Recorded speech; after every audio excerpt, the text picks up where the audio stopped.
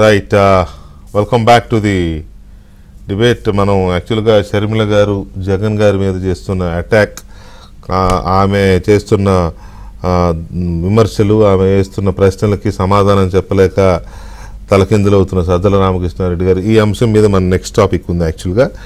అయితే దానికంటే ముందు వివేకానంద రెడ్డి గారి హత్య కేసులో ఒక నిందితుడిగా ఉండి అప్రూవర్గా మారిన దస్తగిరికి సంబంధించి ఆయన భార్యతో మనం ఇప్పటి వరకు మాట్లాడాం. ఆవిడ మాట్లాడిన తీరు చూస్తుంటే చాలా క్లారిటీ ఉంది వాళ్ళకి. ఎవరు చేయించారు, క్లారిటీ ఏంటి, వాళ్ళకి మొత్తం తెలుసు. వాళ్ళు మొత్తం ఒక రకంగా చెప్పాలి అంటే పేర్లు ఎందుకని ఈ పెద్దల స్వరూపాన్ని నగ్నంగా నుంచోబెట్టేస్తున్నారు రోడ్డు మీద. ఇక తేల్చుకోవాల్సింది జనమే. ఏ ప్రజలు ఏ ప్రచారాన్ని అయితే నమ్మారో అదే ప్రజలు మళ్ళీ ఇప్పుడు వాస్తవాన్ని నమ్మాల్సిన పరిస్థితి. ఇది ప్రజలు తెలుసుకోవాలి. అయితే ఇక్కడ ఇందులో తొలి బాధితులు ఎవరయ్యా అంటే బీజేపీకి చెందిన ఆదినారాయణ రెడ్డి గారు, తెలుగుదేశం పార్టీకి చెందిన బీటెక్ రవి గారు. ఆమె ఇంటర్వ్యూ నడుస్తుంటే అనుకోకుండా మధ్యలో వచ్చి బీటెక్ రవి గారు స్టూడియోలోనే ఉన్నారు. చెప్తుంటే ఆయన కూడా షాక్ అయ్యి చూస్తున్నారు అనమాట, ఎలా చెప్తుందని అంత క్లారిటీతో. సో రవి గారు ఆవిడ చెప్పిన తీరు చూస్తే మీకు ఏమనిపించింది? అంటే వాళ్ళు కూడా బాగా నలిగి ఈ 3-4 రాటుదేలిపోయారు, బాగా రాటుదేలిపోయినారు. ఆమె చదివి కూడా మేము కూడా మాట్లాడలేము అంత నీట్గా.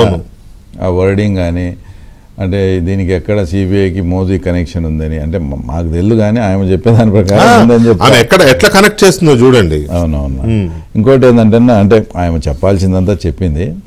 ఆమె ఏదైతే కొన్ని పాయింట్స్ ఏదైనా మిస్ అయినాయంటే నేను ఒక 2 minutes స్పష్టంగా చెప్తా. ఇప్పుడు దస్తగిరిని ఆ కేసులో లోపల పెట్టినారు, కిడ్నాప్ కేసులో. కిడ్నాప్ అండ్ ఎస్సీ కేసు దాంట్లో ఉంది. మీకు ఎవరికి తెలియని విషయం ఏంటంటేనా, దస్తగిరితో పాటు ఇంకా 2-3 members అదర్ మెంబర్స్ అక్యూజ్డ్ ఉన్నారు దాంట్లో. ఈ అక్యూజ్డ్ ఉన్నప్పుడు వాళ్ళ బంధువుల అమ్మాయినే ఏదో వెళ్ళిపోయిందని తను ఆవేశంగా ఆ ఊరికి పోతే దాన్ని ప్లాన్ చేసి స్కెచ్ చేసి చేసినారు. ఆ బంధువుల అమ్మాయి ఎటు బంధువులే కదా, వాళ్ళు ఆల్రెడీ మ్యారేజ్ అయిపోయింది. ఆ అమ్మాయి మైనర్ అయిపోయిన తర్వాత ఒక 10 రోజులకో 15 రోజులకో వాళ్ళు వీళ్ళు నెగోషియేషన్ లేదా తప్పు తెలుసుకొని వాళ్ళు అక్కడికి వచ్చినారనా, ఎక్కడికి కడప సెషన్స్ కోర్టుకు వచ్చినారు. ఎవరు కంప్లైంటరు వచ్చి ఆ లాయర్తో మాట్లాడుకొని మేము ఈ కేసు మాది పోలీసుల ఒత్తిడితో పెట్టాము అని చెప్పడానికి వచ్చినారు. వస్తే వీళ్ళు చెప్తే దస్తగిరికి కూడా అది బెనిఫిట్ అవుతుందని చెప్పేసి వీళ్ళని లేదులే బెయిల్ వస్తుందని చెప్పేసి పీపీ ఏం ఆర్గ్యుమెంట్ చేయకుండా ఆ 2-3 15-20 రోజులకే బెయిల్ ఇచ్చి పంపించారు. చూడు ఎట్లా ఆడి జరుగుతాయి. ఇతను ఇప్పటికి 70 రోజులైంది, 80 రోజులైంది, స్టిల్ ఇప్పుడు మీరు బెయిల్ వచ్చిందంటున్నారు. వాళ్ళు ఒక పీటీ వారెంట్ ఓ రోజు రాజంపేటకు తీసుకుపోయినారు, ఓ రోజు జమలవాడకు తీసుకుపోయినారు. ఎందుకంటే ఇంత స్పష్టంగా నాకు తెలుసు అంటే నేను అరెస్ట్ అయి నన్ను లోపల ఉన్నప్పుడే ఆల్రెడీ దస్తగిరి కూడా లోపల ఉన్నాడు, అదే జైల్లో ఉన్నాడు. మా ఇద్దరిని కలవకూడదని కూడా వాళ్ళు ఎందుకులే సార్ మీరు దాంట్లో అప్పుడు ఆ కేసులో మీకు కొంచెం ఉండింది కదా ఏదైనా అని వాళ్ళు మనకు చెప్తారు జైలు అధికారులు. మనమేం కోఆపరేట్ చేసినాం. కానీ వాస్తవం ఏంటంటే వాళ్ళకి పైనుంచి ఫోన్స్, మేమిద్దరం వాడు ఏదైనా నాకు చెప్పి నేను మళ్ళీ దాన్ని ఏదైనా చేస్తానేమో ఒక భయంతో 100% కలవనీ లేదు, 100% మమ్మల్ని కలవనీ లేదు. ఇంకోటి ఏంటంటే జైల్లో రూల్స్ ఎట్లుంటాయంటే ఏదైనా ఒక సెల్లో వేసేటప్పుడు అంటే వేస్తే ఒక్కరిని వేస్తారు, లేదంటే ముగ్గురిని వేస్తారు, ఇద్దరిని పేరు. ఎందుకంటే ఆ రెండో వాడు ఏదైనా చేసుకున్నా కూడా ఇంకో సాక్ష్యం కూడా ఉండదు. అదే ఇద్దరుంటే కనీసం ఏం జరిగిందని చెప్పేదానికి. కానీ ఆడ ఇద్దరిని పెట్టినా కూడా వీళ్ళది ముందే చాలా సెన్సిటివ్ కేసు ఏమో అని చెప్పేసి అతన్ని ఒక్కరినే ఉంచినారు సెల్లులో. ఇంకా నువ్వు 80-78 రోజులు ఇప్పుడు ఎన్ని రోజులు అయింది, ఒక్కడే సెల్లులో ఇంటర్వ్యూకి వస్తే వాళ్ళ మిస్సెస్ ఒకటి రావాలా, అది కూడా వీక్లీ 2 ఉంటాయి. ఇంకా అతను ఎంత నరకమో ఒకసారి ఆలోచించండి. తోటి ఖైదీలతో ఉండదు, అది ఉండదు. మెయిన్ ఏంటంటేనా ఇక్కడ ఇతన్ని సాధ్యమైనన్ని రోజులు లోపల పెట్టి ఆ కేసు ఈ కేసు అని పీటీ వారెంట్లు వేసి వీళ్ళకి తెలిసిపోతుంది ఇంకా కేసులు పెట్టారని. అందరినీ ఇతన్ని సైకలాజికల్గా భయపడిచ్చేసి నువ్వు కూడా ఇట్లే అయిపోతావు చూడు. అక్కడ శంకరెడ్డి కొడుకు అంటున్నాడు కదా, అతను డాక్టర్గా అక్కడే ఉన్నాడు. 80 కోట్లు అతనే ఆఫర్ ఇచ్చారంట, డాక్టర్గా అక్కడ ఉన్నాడు. 80 కోట్లు అది నాకు తెలియదు, కానీ ఆమె చెప్తాను, ఆమె చెప్పిన మాట మనకేం తెలుసు. డాక్టర్గా అక్కడ ఉండి అక్కడ అంతా అధికారులు అంతా వాళ్ళు ఎట్లా మేనేజ్ చేసుకుంటారో ఏమో, కానీ మెడికల్ క్యాంపు నెపంతో ఇతను లోపలికి పోయినాడు. నేను లోపల ఉన్నప్పుడు కూడా ఒకసారి వచ్చాడు, అయితే నేనేం పట్టించుకోలేదు, ఏదో చూసుకొని పోయినాడు. కానీ వీళ్ళు చెప్పేది అక్కడ నేనున్నప్పుడు మెడికల్ క్యాంప్ పేరుతో అతను వచ్చినాడు లోపల. తర్వాత నాకు తెలిసింది ఏంటంటే మొన్న రఘురామకృష్ణరాజు చెప్పింది కూడా, సెకండ్ అబ్బాయి ఇద్దరు కూడా పోయి లోపలికి జైల్లోకి పోయి చూడరా నువ్వు చేసిన పనికి మా నాయన భాస్కర్ రెడ్డి ఎట్లా, భాస్కర్ రెడ్డి ఆరోగ్యం కూడా సరిగా లేదు, భాస్కర్ రెడ్డికి ఏదన్నా అయితే ఆ కోపంతో అవినాశం నేను ఖచ్చితంగా నిన్ను నీ కుటుంబాన్ని సర్వనాశనం చేస్తాడు, ఎందుకు ఇదంతా మేము చెప్పినట్టు నీకు 20 కాలంలో 30 కాలంలో తీసుకో, అప్పటికి మళ్ళీ ఇప్పుడు అది స్టేక్ ఇదంతా చెప్పి ఫ్యామిలీని చేసి. వీళ్ళకి ఇంకో ప్రాబ్లం ఏంటంటేనా, వీళ్ళకి బంధుత్వపరంగా ఎవరైనా ఉంటారనుకో వాళ్ళని క్యాచ్ చేసి వీళ్ళని ఒప్పిందా మీకు 5 కోట్లు ఇచ్చామని చెప్తారు. రోజు వాళ్ళు పోయి వాళ్ళు ఎట్లా పోతారంటే ఫస్ట్ వీళ్ళకి బాగా ఫేవర్గా ఉన్నట్టు మీరు నీతి నిజాయితీగా ఉన్నారు, చాలా బాగా చేస్తున్నారు అది ఇదని ఒక 2 వీక్స్ 3 వీక్స్ బాగా కన్విన్స్ చేస్తారు. 4వసారి ఏంది మీ కష్టాలు చూస్తుంటే ఏందికి ఇదంతా, ఏదో వాళ్ళు చెప్పినది చేసుకుని అడిగా అట్లా ఆ రూట్కి వస్తారు. నేను కూడా ఒక ప్రశ్న వేసా కదా, తీసుకోవచ్చు కదా 100 కోట్లు అట్లా ఒక 2-3 వీక్స్ వీళ్ళకి ఫుల్ ఫేవర్గా వస్తారు. జైలు వీళ్ళని కడపకు తీసుకుపోయి లాయర్ దగ్గరికి వచ్చారు, మాట్లాడతారు, చేస్తారు, అంతా బాగుంటుంది. ఆ టైప్లో ఇట్లా ఇదంతా కూడా ఎందుకంటే తెలుసా అన్న, దస్తగిర్ అనే అతను 164 స్టేట్మెంట్ ఇచ్చింది మేజిస్ట్రేట్ మీద. ఇప్పుడు అతను తప్పు చెప్పినా ఒప్పు చెప్పినా అది ఎలాంటిది నడవదు, ఏం సంబంధం లేదు. అయినా కూడా వాళ్ళు ఎందుకు ఇట్లా డబ్బులు ఇచ్చి చేస్తున్నారంటే 2 monthsలో ఎలక్షన్స్ ఉన్నాయి. అవును, ఆ ఎలక్షన్స్ అప్పుడు వాళ్ళు చెప్పమని, అంటే ఇంకా ఆయన స్పష్టంగా చెప్పలే కానీ వాళ్ళు చెప్పమనింది ఏంటంటే, రామ్ సింగ్ అనే అతను సునీత మాటలు విని రామ్ సింగ్ అనే అతను మమ్మల్ని బెదిరించి కొట్టి మమ్మల్ని అప్రూవర్గా మార్చి ఇదంతా చెప్పించినాడని మీడియాకి చెప్తే కనీసం జనాన్ని మళ్ళీ మాయ చేద్దాం, 30 కోట్లు 80 కోట్లు ఇస్తాం, అది ఏమి కాదు, అది ఫైట్ ఎట్లా మేము ఇరుక్కున్నాం మేము చేసుకుంటాం, కనీసం ఎలక్షన్స్ వరకన్నా అది వాడుకోవాలి, లేదంటే 80 కోట్లు ఎందుకు ఇస్తారు. ఎలక్షన్స్ ఇప్పుడు మెయిన్ జగన్మోహన్ రెడ్డికి ఎలక్షన్స్లో ప్రధాన సమస్యలు 2 నాకు తెలిసి. ఒకటి కోడికత్తి కేసు, అది ఎట్లంటే అట్లా దాంట్లో జనంలోకి వెళ్ళిపోయింది. 2 వివేకానంద రెడ్డి ఇష్యూ. ఈ ఇష్యూలో ఇట్లా చెప్పిస్తే కొంతలో కొంతైనా డిపెండ్ చేసుకునే దానికి ఉంటుంది. అందరూ అమ్మా ఇట్లా చేసినారా ఇట్లా చేసినా, ఇంకా కొందరు అమాయకులు ఉంటారు, దాన్ని కవర్ చేసుకునే దానికి ఈ స్కెచ్ అంతా వేసి వాడిని ఇరికిచ్చి లోపల పెట్టి ఇంకా కేసు ఇప్పటికి రాలే బయటికి. అన్నా నిజంగా చెప్తానా, ఎంత దారుణమైన విషయం అంటే ఈరోజు ఆ కోర్టులో బెయిల్ వచ్చింది, పులివెందుల్లో లేరు, అంటే పులివెందుల కోర్టులో వేయాలి, అది కేసు చిన్న కేసులు ఏదో పెట్టినట్టున్నారు. పులివెందుల్లో లాయర్ లేడు ఇప్పుడు, వాళ్ళకు ఎవరు తీసుకోవట్లే, పులివెందులో లాయర్ లేడు. ఇంకోటి కూడా సునీత గారి కేసు సునీత చేపించింది అంటారు కదా, అది ఓకే. అసలు ఈ కేసుని సునీత గారు కోర్టులో ఇచ్చేయడానికి కూడా అప్పుడు ఎవరు రాకపోతే కదా, మీ వాళ్ళంటే మేము తెలుగుదేశం వాళ్ళని కాదు, ఆ పులివెందుల వాళ్ళు ఎవరో ఒక లాయర్ ని మాట్లాడితే అప్పుడు ఆయన టేకప్ చేసినాడు. అవునా, అదే చెప్తాను. ఇప్పుడు ఎందుకు ఇది వీరారెడ్డి గారా పేరు ఆయన, ఎందుకు ఇది చెప్తానంటే నేనేం ఫెయిర్ గా ఉండాలా, మీతో మాట్లాడేటప్పుడు అబద్ధం కూడా చెప్పకూడదు. నేను జైలు నుంచి బయటకు వచ్చిన తర్వాత ఆమె మిమ్మల్ని కలవాలా ఆఫీస్కి వస్తా అంటే ఆఫీస్కి వస్తే ఇంకా చాలా సమస్యలు మా లేనిదంతా చుడతారంటే పాపం ఇంటి దగ్గరికి వచ్చింది. అది మా భర్త ఎలా ఉన్నాడు ఏంటి ఎట్లున్నాడు అని చెప్పేదానికి వచ్చింది. ఇందాక ఆమె చెప్పింది మా దగ్గర డబ్బులు లేవని. వాస్తవంగా ఇక్కడ ఇంకా ఈ కోర్టులో బెయిల్ రాదని ఆమె డిసైడ్ అయింది, హైకోర్టుకు పోవాలా, హైకోర్టు పోయేదానికి డబ్బులు లేవు. వాస్తవంగా ఆమె నన్ను అడిగింది, అంటే మీరు ఏమైనా హెల్ప్ చేయండి సార్. అమ్మ ఈ విషయంలో నేనుగా ఏం చేయలేను, దయచేసి నన్ను అర్థం చేసుకో, నేను మీకు ఎంత దొంగగా ఇచ్చినా కూడా అది ఎక్కడో చోట బయటకు వస్తుంది. తెలియదు బీటెక్ రవికి ఇట్లా ఇచ్చినాడు, ముందు నుంచి సంబంధాలు బీటెక్ రవి చెప్పించాడని ఇంకా స్టార్టింగ్ నుంచి నన్ను చూస్తానమ్మా, దయచేసి నన్ను అర్థం చేసుకో, నేనుగా ఈ హెల్ప్ చేయలేను. ఎటు చేసినా లాస్ట్కి ఇది ఇప్పుడు నా సెల్లులన్నీ తీసుకొని అంతా చేసుకొని పెట్టి ఏమేమి నా సెల్లులో మాట్లాడుతానే కొత్త సెల్ తీసుకునే నాకు డౌట్ అయింది. నన్ను అరెస్ట్ చేసినప్పుడు 2 hours డేటా అంతా ట్రాన్స్ఫర్ చేసుకున్నారు. కాబట్టి ఈ విషయం అంటే ఆయన చెప్పినది వాస్తవం అని చెప్పేదానికి చెప్తున్నా, డబ్బులు లేవు వాళ్ళ దగ్గర. రెండో పాయింట్ వచ్చి పులివెందులో లాయర్ లేడు. ఇప్పుడు పులివెందుల కేసులు ఆర్గ్యూ చేయాలా, ఇప్పుడు ఆ లాయర్ని మనం ఏదన్నా మాట్లాడి మానవతా దృక్పథంతో పెడితే తెలుగుదేశం వాళ్ళు సంబంధం ఉంది అది ఇదని చెప్తా ఇట్లా. కాబట్టి నాకు కేవలం ఎలక్షన్స్ వస్తున్నాయి కాబట్టి దగ్గరికి ఈ స్కెచ్ అంతా వేసి మనం ఒప్పేయాలని చూసినారు.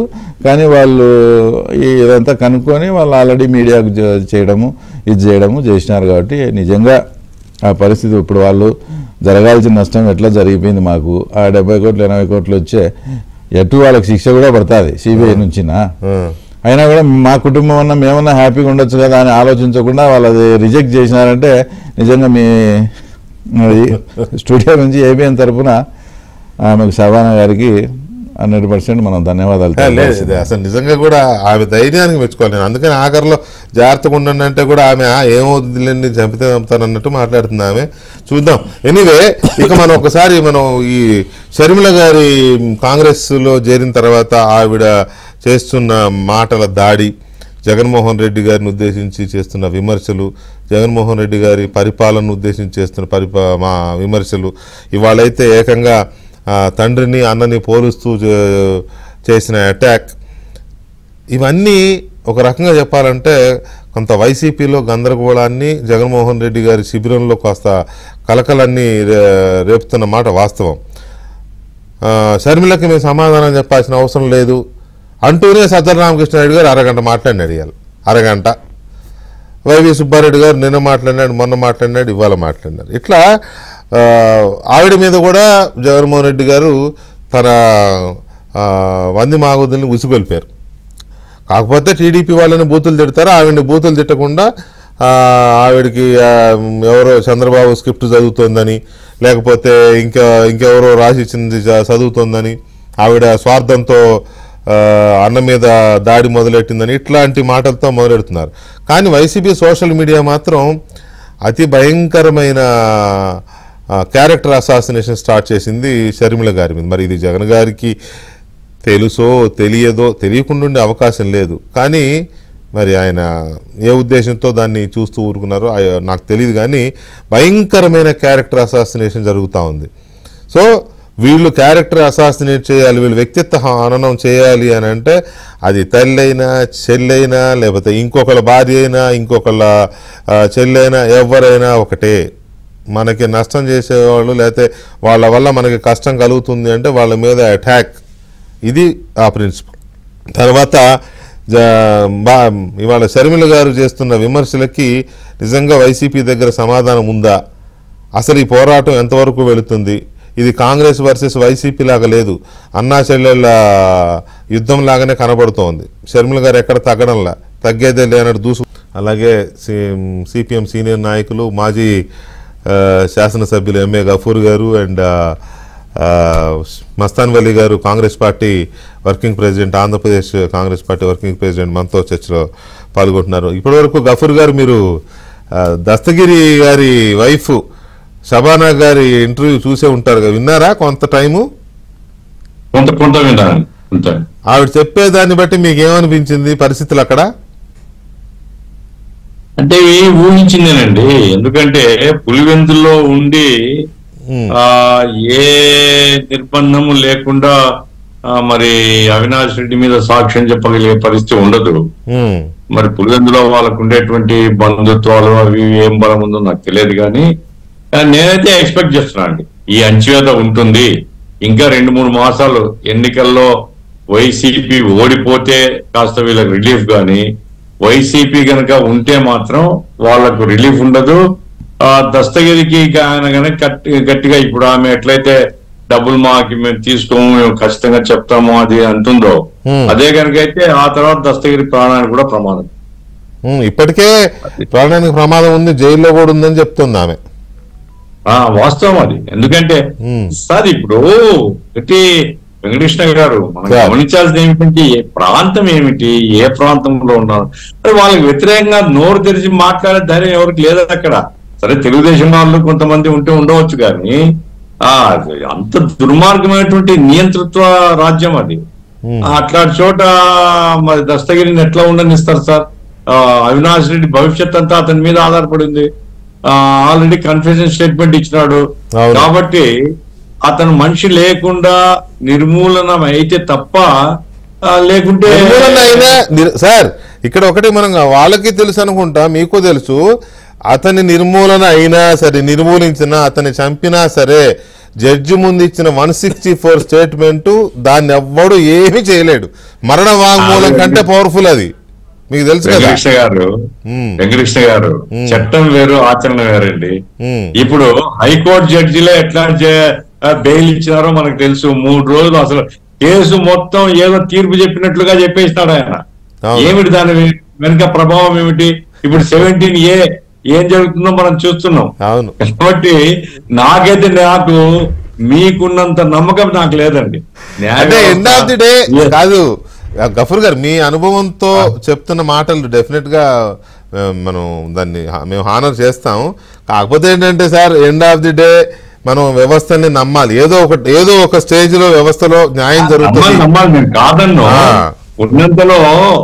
కానీ ఇట్లాంటి పర్టికులర్ కేసెస్ లో ఇప్పుడు సార్ నిన్న ఆంధ్రజ్యోతి పత్రికలో ఒక వార్త వచ్చింది, నిజమో కాదో నాకు తెలియదు. నిజం కాని ఎందుకు వేస్తారు వాళ్ళు? అంటే అది నిజం కాబట్టి వేస్తాం అంతే.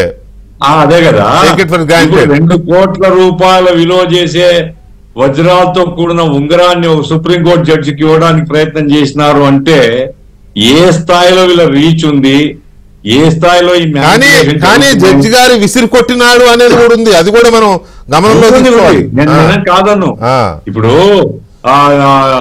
గాలి జనార్దన్ రెడ్డి కేసులో బెయిల్ ఇవ్వడానికి లొంగిపోయిన జడ్జి ఉన్నాడు. అట్లాగే కొన్ని కేసుల్లో తప్పుడు జడ్జిమెంట్స్ ఇచ్చినటువంటి ఉదాహరణలు ఉన్నాయి.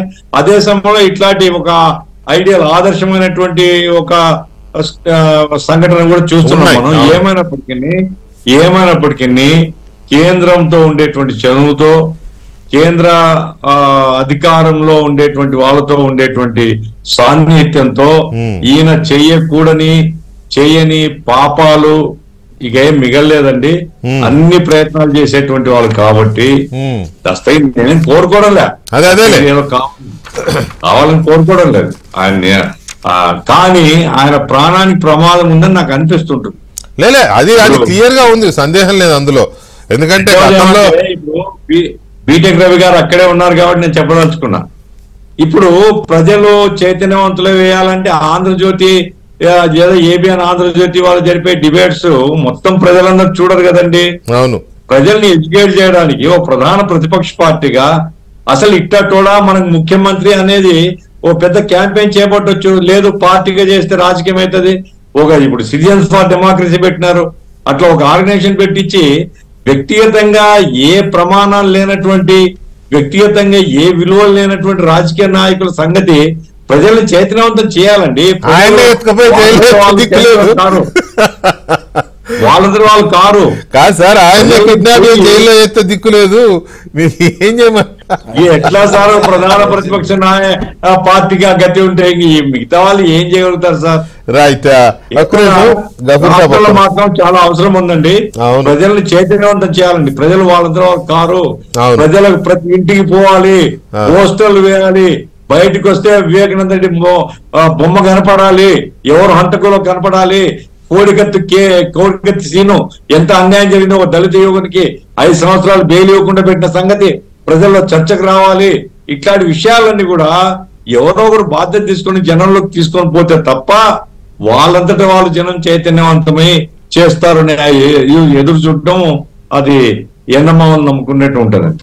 రైట్, ఒక్క నిమిషం గఫూర్ గారు, రవి గారు, ఇప్పుడు షర్మిల గారు కాంగ్రెస్ పార్టీ అధ్యక్షులుగా బాధ్యతలు స్వీకరించడము, ఇక ఆమె స్టార్ట్ చేసింది, అది మామూలుగా లేదు అటాక్.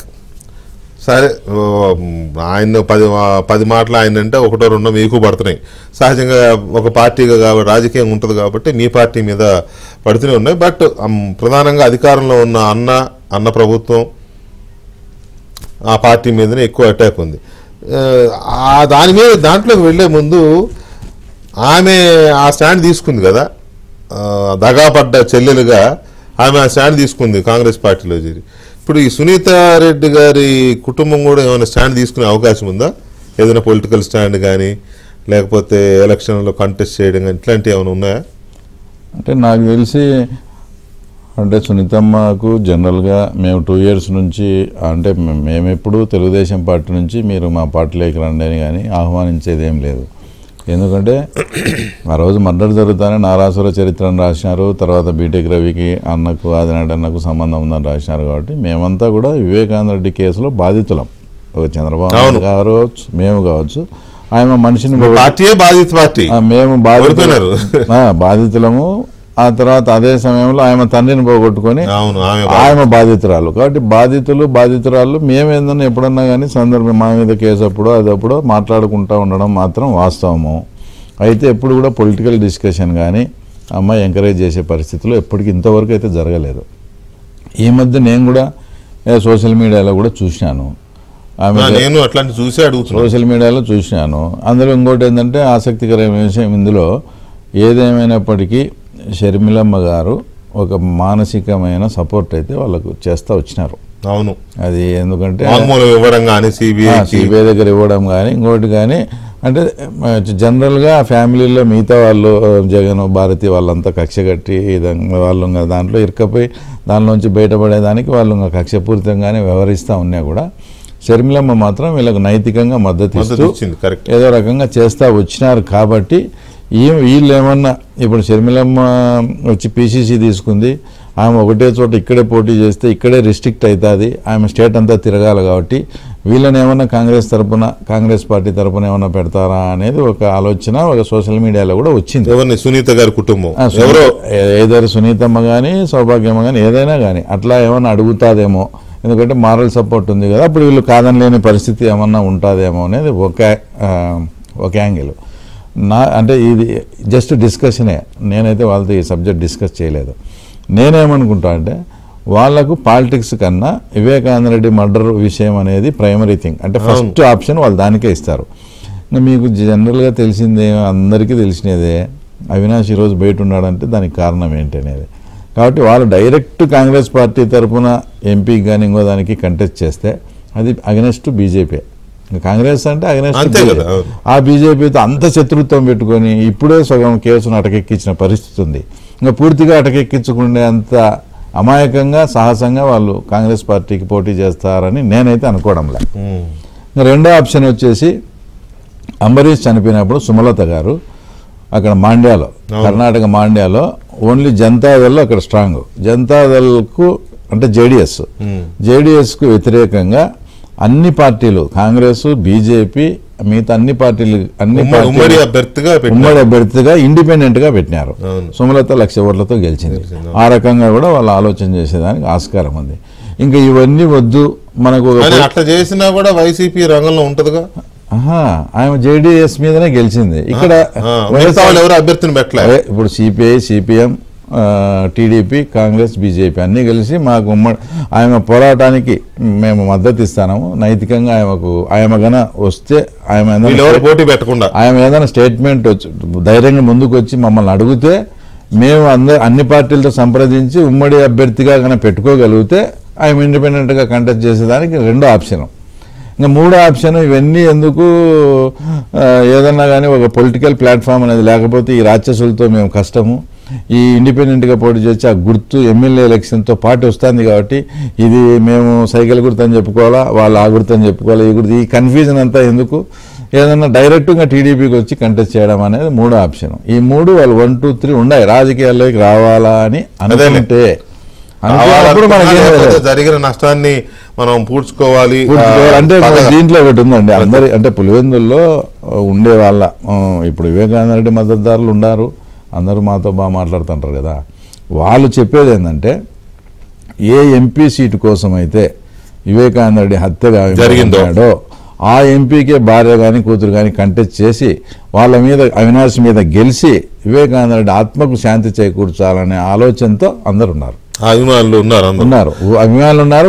వాళ్ళ కోరిక కూడా అదే. ఏ ఎంపీ సీటుకు చనిపోయినాడు అవినాష్ మీద కంటెస్ట్ చేయాలా, అవినాష్ మీద గెలిచి ఆయన ఆత్మకు శాంతి చేకూర్చాలనేది పులివెందుల ప్రజలు కోరుకుంటున్నారు.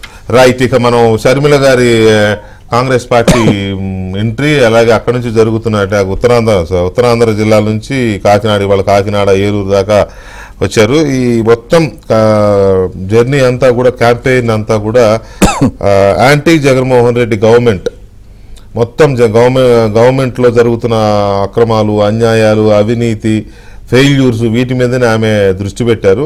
కొద్దిగా టీడీపీకి కూడా చురకలేస్తున్నప్పటికీ రాజకీయంగా ఉంటుంది. ఆమె కాంగ్రెస్ పార్టీ కాబట్టి అటు టీడీపీని ఇటు వైసీపీని కూడా విమర్శించాల్సిందే, తప్పదు. కాకపోతే ఇప్పుడు అధికారంలో ఉన్నది జగన్మోహన్ రెడ్డి గారు, వారి పార్టీ కాబట్టి సీరియస్ అటాక్ జరుగుతోంది.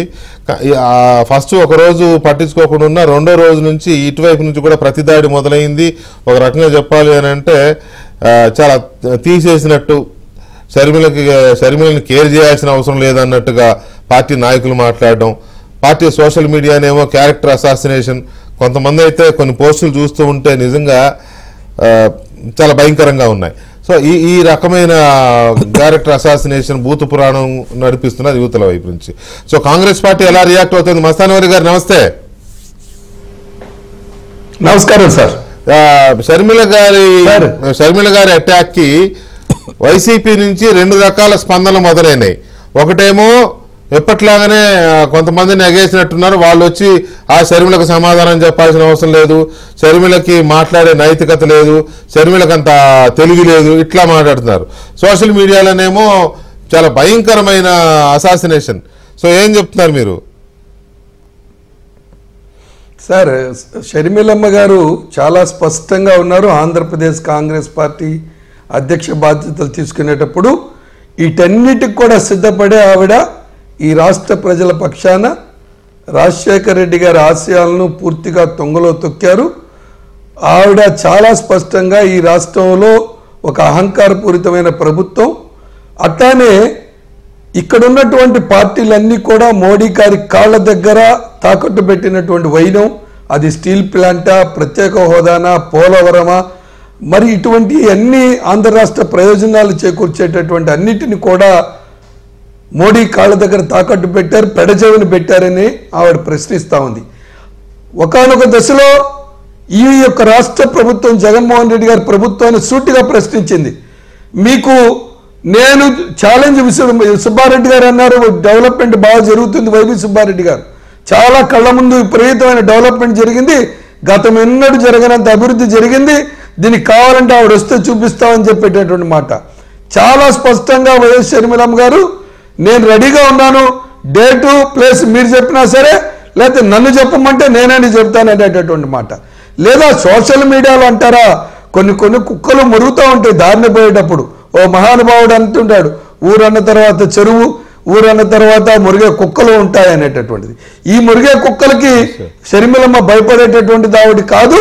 చాలా స్పష్టంగా ఉంది ఆవిడ ఈ రాష్ట్ర రాజకీయాల పట్ల, దేశ రాజకీయాల పట్ల కానివ్వండి, లేదా దేశంలో క్రైస్తవుల మీద, మణిపూర్ లాంటి రాష్ట్రం ఆంధ్ర భారతదేశం అంతర్భాగం కాదా, క్రైస్తవుల మీద అన్యాయం జరుగుతుంటే ఈ రాష్ట్రంలో ఉన్నటువంటి ప్రభుత్వం కానీ పార్టీలు కానీ పల్లెత్తి మాట కూడా మాట్లాడరా? ఒక క్రైస్తవుడు అయి మాట్లాడతాడా లేదా అని చెప్పి చాలా స్పష్టంగా ప్రశ్నించింది. మరీ ముఖ్యంగా మోడీ గారు లాంటి వ్యక్తి ప్రత్యేక హోదాకు సంబంధించినటువంటి దానిలో ఏడుకొండల వెంకన్న సాక్షిగా 5 సంవత్సరాల కాంగ్రెస్ పార్టీ ప్రధానమంత్రి చెబితే 10 సంవత్సరాలు అన్న తర్వాత కూడా మొక్కుబడిగా నాటకం చేస్తున్నారు తప్ప మోడీ గారి దగ్గర వీళ్ళు ఎందుకు తాకట్టు పెడుతున్నారు అనేటటువంటి మాటని చాలా స్పష్టంగా ప్రశ్నిస్తూ ఉన్నారు. ఆ సమాధానాలు చెప్పలేనటువంటి అసమర్థత ప్రభుత్వం, పిరికి నాయకులు ఇవాళ దొడ్డిదారిన సోషల్ మీడియాలో ఏది పెట్టినా కూడా కాంగ్రెస్ పార్టీ చాలా స్పష్టంగా ఉంది. ఇప్పుడే కాదు, ఇది ఆరంభం మాత్రమే. ఫిబ్రవరిలో మరో మిషన్తో షర్మిలమ్మ గారు ప్రయాణం చేస్తారు. ఆ ప్రయాణంతో ఈ ఆంధ్ర రాష్ట్ర ప్రజలందరూ కూడా కాంగ్రెస్ ఒకటే ఈ రాష్ట్రానికి సమాధానం, ఈ రాష్ట్రానికి పరిష్కారం అనే విధంగా కూడా కాంగ్రెస్ కార్యక్రమాలు ఉంటాయి. అందుకు భయపడినటువంటి ఈ రాష్ట్ర ప్రభుత్వమే బట్టలు దడిసినటువంటి వాళ్ళు, బ్యాండ్ మాలించేటటువంటి వాళ్ళు, ఒకే ప్రాసలో మంత్రులు, సలహాదారులు, అర్హతను మించి మాట్లాడేటటువంటి వ్యక్తులు మాట్లాడుతూ ఉన్నారు. వాళ్ళు షర్మిలమ్మ గారి సమాధానాలు చెప్పడం కాదు, ఇటువంటి మురిగే వాటికి షర్మిలమ్మ గారు కానీ కాంగ్రెస్ పార్టీ సమాధానం చెప్పాల్సినటువంటి అవసరం లేదని మీ ద్వారాగా ఏబిఎన్ ప్రేక్షకులకు తెలియజేస్తాం. అయితే ఇక్కడ ఒక్క నిమిషము మస్తాన్ వలి గారు, ఈ అటాక్ ఎంతకాలం కొనసాగుతుంది అనేది ఒకటైతే, సజ్జల గారికి ఎందుకో షర్మిల గారిని చూస్తే జాలేస్తుంది అన్నారు. ఎందుకో జాలి ఎందుకు వేస్తుందో మరి అదొకటి చర్చిద్దాం. తర్వాత కుటుంబాన్ని చీల్చింది ఎవరో కాదు, జగన్మోహన్ రెడ్డి చీల్చుకున్నాడు కుటుంబాన్ని. కుటుంబం మొత్తాన్ని నాశనం చేశాడని షర్మిల గారు స్వయంగా చెప్పిన నేపథ్యంలో ప్రజలు ఎలా ఆలోచిస్తున్నారు? షర్మిల పర్యటనలకి కానీ ఆమె చెప్తున్న ప్రసంగాలకు కానీ జనస్పందన. గఫూర్ గారు, షర్మిల గారు పిసిసి అధ్యక్షురాలు అయిన తర్వాత సరే, ఇక అంతకుముందు ఏం మాట్లాడారు, తెలంగాణలో పార్టీ పెట్టడము, ఇక్కడేం మాట్లాడారు, ఏపీ సమస్యల మీద కొన్ని సందర్భాల్లో ప్రెస్ మీట్లో వాటిలో జర్నలిస్టులను అడిగినా కూడా అక్కడ గవర్నమెంట్ ఆ రాష్ట్రం వాళ్ళు చూసుకుంటున్నారు కదా, తెలంగాణ గురించి నన్ను అడగండి ఇట్లా అనేది ఆమె అలా పట్టించుకునేది కాదు.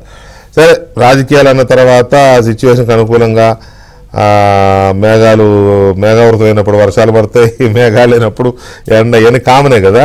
సో ఇప్పుడు పిసిసి అధ్యక్షురాలు అయిన తర్వాత ఆమె చేస్తున్న ప్రయాణం కానీ ఆమె ఎత్తుకున్న అటాక్ విధానం కానీ మీకు ఎలా అనిపిస్తుంది? జగన్మోహన్ రెడ్డి గారికి కాస్త ఇబ్బందికరమైన పరిస్థితి అనిపిస్తుందా, లేకపోతే ఎలా ఉంది?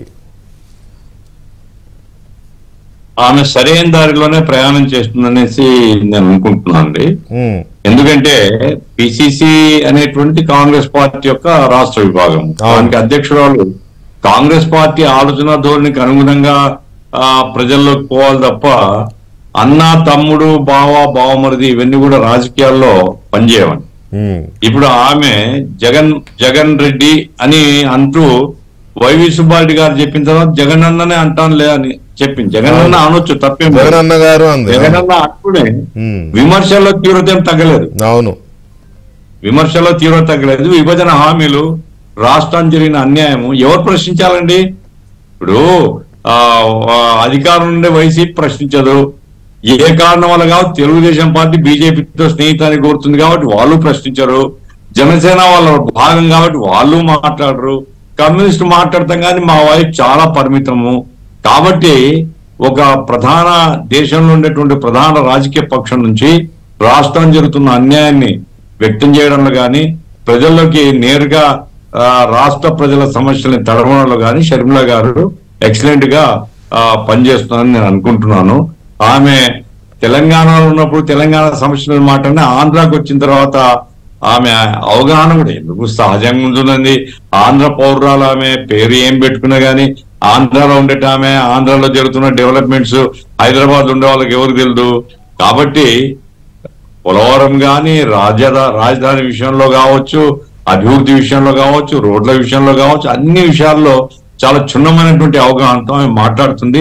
సరే, ఇప్పుడు సజ్జల రామకృష్ణారెడ్డి బొత్స సత్యనారాయణ పాపం జాలి పడుతున్నారంట. ఎందుకో నాకు తెలియదు. జాలి ఈమె మీద కాదు, జాలి పడాల్సిన జగన్ రెడ్డి మీద. అయ్యో ఈయన ఇట్లా చేసుకుంటాడు, స్వయం కృతాపరాధము, ఇంట్లో చెల్లెలు కూడా బయటకు వచ్చి తిట్టే పరిస్థితి వచ్చిందని జాలి పడాలి జగన్ రెడ్డి మీద తప్ప ఈమె మీద జాలి పడితే ఏమిటి? కాబట్టి ఆమె తన డ్యూటీ తను చేస్తుంది. నా పర్సనల్ ఒపీనియన్ అండి, ఎందుకంటే మేమేం చర్చించేటువంటి విషయం కాదు. రాజకీయ వారసత్వం ఎవరికి వస్తుంది? ఇంత ముందు కూడా మీకు చెప్పాను నేను. రాజకీయ వారసత్వం ఎవరైతే రాజశేఖర రెడ్డి పార్టీని ప్రచారం చేస్తారో వాళ్ళకే రాజకీయ వారసత్వం వస్తుంది. ఇప్పుడేం చెప్తున్నానంటే షర్మిలా రెడ్డి కాదు, షర్మిలా అనిల్ శాస్త్రి అంటే ఇప్పుడే గుర్తుకొచ్చింది పాపం వాళ్ళకు. షర్మిలా ఇప్పుడే గుర్తుకొచ్చింది. ఇంకా తర్వాత ఏమిటి, ఆమె మొదటి వివాహాన్ని గురించి కూడా సోషల్ మీడియా పెడుతున్నారు. ఇంత మనుషులైన ఇల్లు, పశువులకు పుట్టిన వాళ్ళ ఇల్లు, ఈ రకంగా వ్యక్తిగతమైనటువంటి దాడి చేసి క్యారెక్టర్ అసాసిన్ చేయడం అనేటువంటి రాజకీయాల్లో చాలా దౌర్భాగ్యకరమైనటువంటి పరిస్థితి. దాన్ని బట్టే వాళ్ళ పరిస్థితి, మానసిక స్థితి ఏమిటో అర్థమవుతుంది.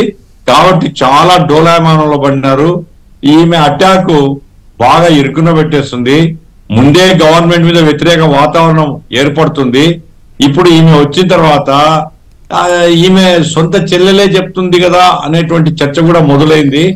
అందు రాజశేఖర రెడ్డి గారు ఆయన కాంగ్రెస్ పార్టీ వారసుడిగా కాంగ్రెస్ పార్టీ రాహుల్ గాంధీని ప్రధానమంత్రి చేయాలనుకున్నాడు అనేటువంటి మాట కూడా తప్పనిసరిగా కాంగ్రెస్ శ్రేణులందరినీ ఐక్యం చేయడానికి రాబోయే కాలంలో కాంగ్రెస్ పార్టీ దాదాపు ఎక్కడుంది అనే పరిస్థితి నుంచి రాబోయే కాలంలో ఒక ఫోర్స్ గా కాంగ్రెస్ పార్టీ ఎదుగుతుంది అనే దాంట్లో ఏం సందేహం లేదండి. అటువంటి వాతావరణం కనపడుతుంది. అయితే రాజశేఖర రెడ్డి గారి ప్లేస్ ఒరిజినల్ గా రాజశేఖర రెడ్డి గారి పాత్రలోకి ఇప్పుడు షర్మిల గారు ఎంటర్ అయ్యారు అనుకోవచ్చా మనం? ఎందుకంటే కాంగ్రెస్ పార్టీలో ఆయన ఏ రోల్ అయితే ప్లే చేశాడో జగన్మోహన్ రెడ్డి గారికి ఆ రోల్ చేసే అవకాశం రాలేదు. ఆయన ఓపికగా ఉండలేకపోయాడు. ఇప్పుడు అటు తిరిగినా మొత్తం మీద అయితే ఈవిడికి మళ్ళీ అవకాశం వచ్చింది. సరే భవిష్యత్తులో ముఖ్యమంత్రులు అవుతారా అవరా సెకండరీ, కానీ కాంగ్రెస్ పార్టీకి నాయకత్వం వహించే అవకాశం రాజశేఖర రెడ్డి గారి తర్వాత మళ్ళీ ఆ కుటుంబంలో ఈమెకు వచ్చింది. వారసులుగా వారసత్వం అట్లా లెగసీని అందుకుంది అనుకోవచ్చా? అంతే కదండి. ఇప్పుడు వివేకానంద రెడ్డి గారు కొంతకాలం కాంగ్రెస్ పార్టీ తరఫున నిలబడినారు. ఆయన సరే భౌతికంగా లేకుండా వెళ్ళిపోయినాడు. ఇప్పుడు కాంగ్రెస్ పార్టీకి ఆ కుటుంబంలో ఎవరు లేరు కాబట్టి ఈమె ముందుకొచ్చి ఈమె నాయకత్వం తీసుకోవడం, రాష్ట్ర వ్యాప్తంగా కాంగ్రెస్ శ్రేణులను ఐక్యం చేయడానికి కానీ రాజన్న రాజ్యం అంటే నీది రాజన్న రాజ్యం కాదు, రాజన్న రాజ్యం మా ద్వారా సాధ్యం అవుతుంది అని చెప్తుంది ఆమె. అవును. కాబట్టి ఆ రకంగా legacy of doctor YS Rajasekhara Reddy, అట్లాగే కాంగ్రెస్ పార్టీ యొక్క పునర్వైభవానికి ఈమె చేస్తున్న కృషి మాత్రం చాలా విలువైంది. ఇప్పుడు కొంతాల రామకృష్ణ ఇంటికి పోయింది.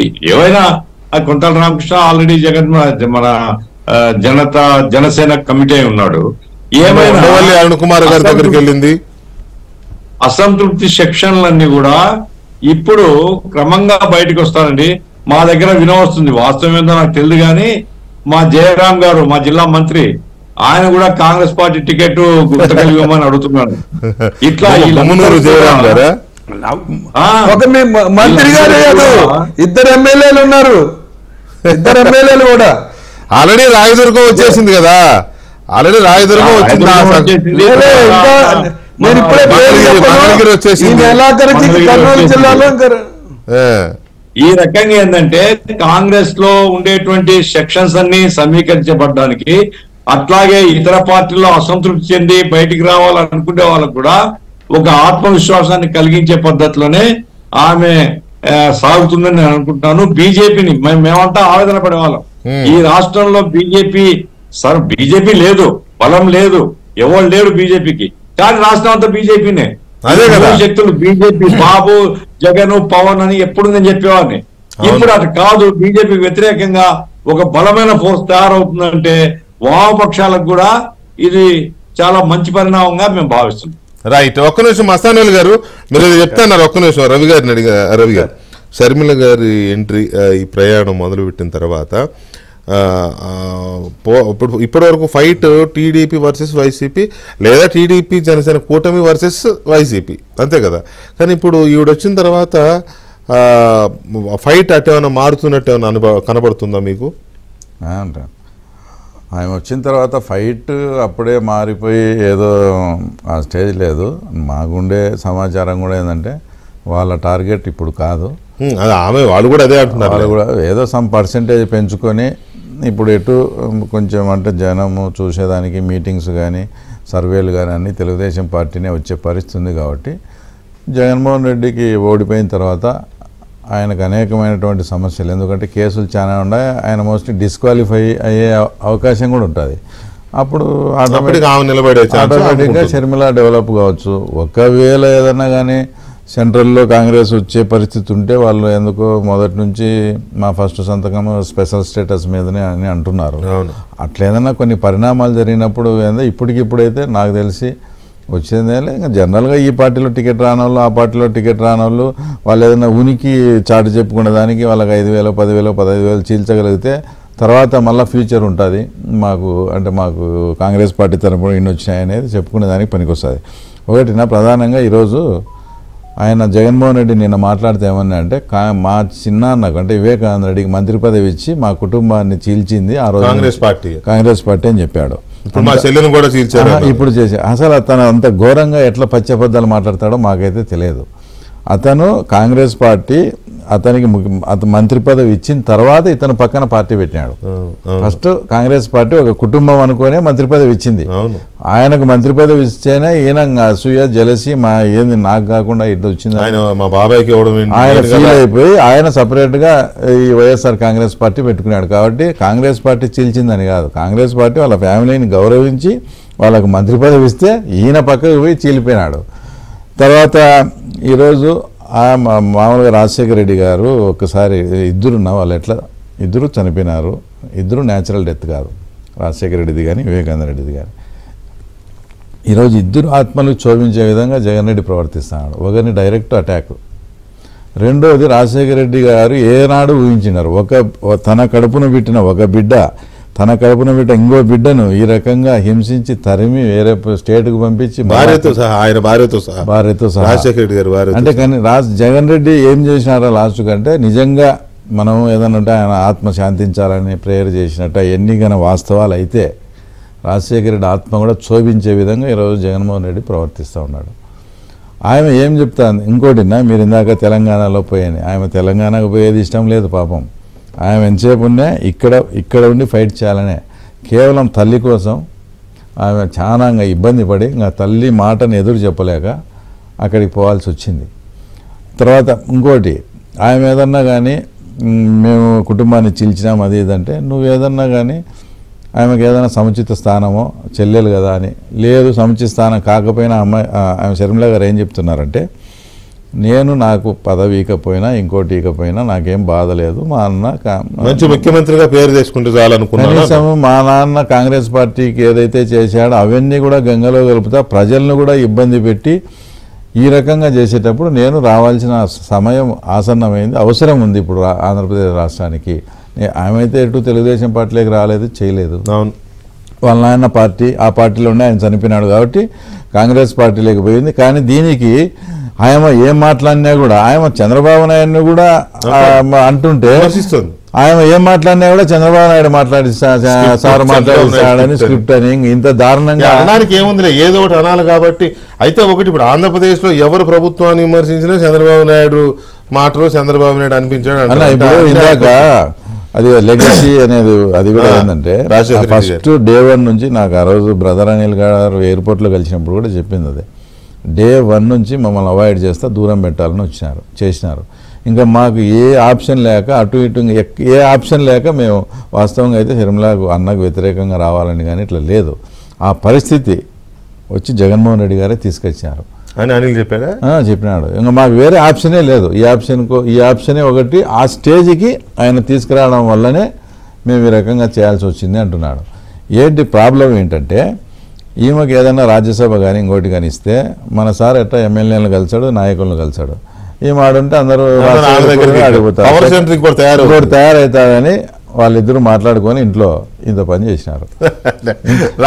ఒక్క నిమిషం ఇంకోటి ఏంటంటే ఆడ లెగసీ అంటున్నారు కదా, చిన్నది కంక్లూడ్ చేస్తా. గఫూర్ గారు ఆమెకే వస్తుందని ఈయన మీరు ఒకసారి చూడండి. ఈ మధ్య ఈయన పేపర్ చూసి తప్పులు చదువుతాడు. షర్మిల గారు పేపర్ చూడకుండా బాగా మాట్లాడతాను. జగన్ రెడ్డి పేపర్ చూసి తప్పులు చదువుతాడు, మీరు చూడండి కావాలంటే. ఆమె పేపర్ లేకుండా మాట్లాడుతుంది కాబట్టి వారసత్వం అనేది ఏదన్నా ఆమెకే రావాలి కానీ ఇతనికి ఎట్లా. జగన్మోహన్ రెడ్డి గారి కంటే అద్భుతమైన స్పీకర్ షర్మిల గారు, నో డౌట్. అందులో అసలు అది కాదన్నా. ఇప్పుడు ఒకటి ఆమె సూటిగా సమాధానం చెప్పమని అవన్నీ వద్దున్నా. నేను ఒక ప్రశ్న సూటిగా అడుగుతానన్నా. కాంగ్రెస్ పార్టీ చీల్చింది అని ఆయన అన్నదానికి ఆమె సమాధానం కాంగ్రెస్ పార్టీ కాదు, మా కుటుంబం చీలిపోయేదానికి జగన్మోహన్ రెడ్డే కారణం. జగన్మోహన్ రెడ్డి కారణము, ఆ దేవుడు సాక్ష్యము, మా రాజశేఖర రెడ్డి గారి భార్య విజయమ్మ సాక్ష్యం అని చెప్తాంది కదా. జగన్మోహన్ రెడ్డికి తల్లే కదా ఆమె. నువ్వే షర్మిల ఇట్లా స్టేట్మెంట్ ఇచ్చింది, అది కాదని చెప్పు, నాకు సంబంధం లేదు కదా అని నువ్వు ధైర్యం ఉంటే చెప్పి విజయమ్మతో చెప్పేమన్నా. రైట్. మస్తాన్ వలి గారు, ఫైనల్ గా ఈ లెగసీ అనేది కాంగ్రెస్ పార్టీకి నాయకత్వం వహించిన రాజశేఖర రెడ్డి గారు అఫ్ కోర్స్ ముఖ్యమంత్రి అయ్యారు, ప్రమాదవశాత్తు దురదృష్టవశాత్తు ఆయన చనిపోయారు. ఆ తర్వాత జగన్మోహన్ రెడ్డి గారు ఇటు వచ్చారు కానీ పార్టీలో ఓపికగా ఉండలేకపోయారు. సరే, కొంత ఒడిదుడుకులు ఎదురైనా కొంత ఇబ్బందులు పడినా ఇప్పుడు మళ్ళీ రాజశేఖర్ గారి పాత్రలోకి షర్మిల గారు పరకాయ ప్రవేశం చేసినట్టుగా ఉంది. అది ఆ లెగసీలోకి వచ్చింది అనుకోవచ్చు అనేది ఒకటి మీరు చెప్పండి. పార్టీ కార్యకర్తలుగా నాయకులుగా ఎలా ఫీల్ అవుతున్నారు? రెండవది, ఈవిడ పర్యటనలో మాట్లాడుతున్నప్పుడు కానీ ప్రసంగాలు కానీ జగన్మోహన్ రెడ్డి గారి ప్రభుత్వాన్ని విమర్శిస్తున్నప్పుడు కానీ ఇవన్నీ చూసినప్పుడు జనంలో స్పందన ఎలా ఉంది? సార్, నేను ఒకటి ముందు బీటెక్ రవి గారు ఇందాక చెప్పినటువంటి దానిలో 2024లో కాంగ్రెస్ పార్టీ ఏదో ఒక పర్సంటేజ్ ఓటు పెంచుకోవాలనేటటువంటి మాటని నేను వ్యతిరేకిస్తా ఉన్నాను. ఈ నెల మొత్తం కూడా ఆవిడ ప్రమాణ స్వీకారం చేసినటువంటి మొదటి రోజు నుంచి ప్రజల్లో, కాంగ్రెస్ పార్టీ కార్యకర్తల్లో ప్రజల యొక్క మనోభావాల్ని కలుసుకుంటూ ఈ రాష్ట్ర యొక్క ప్రభుత్వ వైఫల్యాల మీద ఈ రాష్ట్రాన్ని నిలదీయటంలో తెలుగుదేశ పార్టీ కన్నా కూడా గట్టిగా నిలదీస్తున్న దాంట్లో ఎక్కడ వెనుకడగలేదు సార్. మా టార్గెట్ అంటారా, ఈ రాష్ట్ర ప్రజలకి షర్మిలమ్మ గారు చాలా స్పష్టంగా చెప్పారు. వాళ్ళ అన్న జగన్మోహన్ రెడ్డి అని అన్నదానికి కొన్ని ఉలిక్కిపడినా, వాళ్ళకున్న చనువు మీద ఆ మాట మాట్లాడినా అదేదో తప్పుగా చెప్పాలని వాళ్ళు ప్రయత్నం చేసినప్పుడు కూడా సరే నేను మా అన్న జగన్మోహన్ రెడ్డి గారు అంటాను.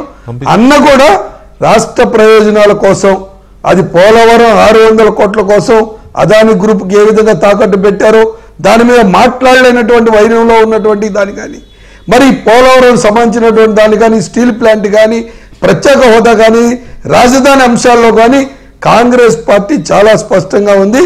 1. 2 లెగసీ అనేటటువంటి విషయాల్లో ఆవిడ రాజశేఖర రెడ్డి గారి ఆశయాలని తూచా తప్పకుండా తీసుకెళ్లటంలో ఇవాళ ఉన్నటువంటి జగన్మోహన్ రెడ్డి గారు పూర్తిగా వైఫల్యం చెందాడు. ఆ రోజు రాజశేఖర రెడ్డి గారు నిరంతరం రైతు వ్యవసాయం పండగ చేశాడు. ఇవాళ జగన్మోహన్ రెడ్డి దండగా చేస్తా ఉన్నారు. ప్రశ్నించేవాడు లేనటువంటి దానిలో కొంతమంది ఇటువంటి దురాగతాలు జరుగుతాయి ఉన్నాయి, నేను ప్రశ్నించడానికి తయారవుతున్నాను అనేటటువంటి మాటని. దాంతోపాటుగా 1999లో రాజశేఖర రెడ్డి గారు 26 మంది ఎమ్మెల్యేలుగా ఉన్నప్పుడు కాంగ్రెస్ పార్టీ బాధ్యతలు తీసుకొని కాంగ్రెస్ పార్టీని 100 మంది ఎమ్మెల్యేలు గెలిపించినటువంటి ఒక బలమైన నాయకత్వాన్ని తయారు చేసినటువంటి వ్యక్తి.